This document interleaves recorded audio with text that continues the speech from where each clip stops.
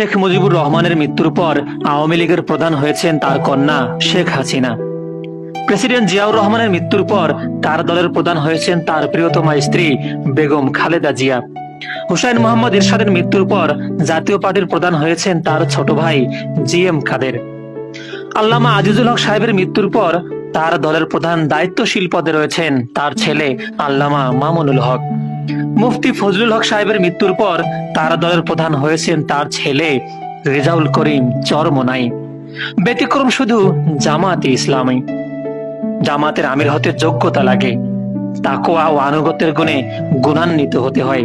আর এই কারণেই গোলাম আজম, মতিউর রহমান নিজামী, মকবুল আহমদের মৃত্যুর পর তাদের কোনো পুত্র, স্ত্রী বা ভাই জামাতের আমির হতে পারেনি। আর এটাই বাস্তব, এটাই সত্য। জামাতের আমির হতে লবিং লাগে না, লাগে শুধু যোগ্যতা, তাকওয়া ও আনুগত্য।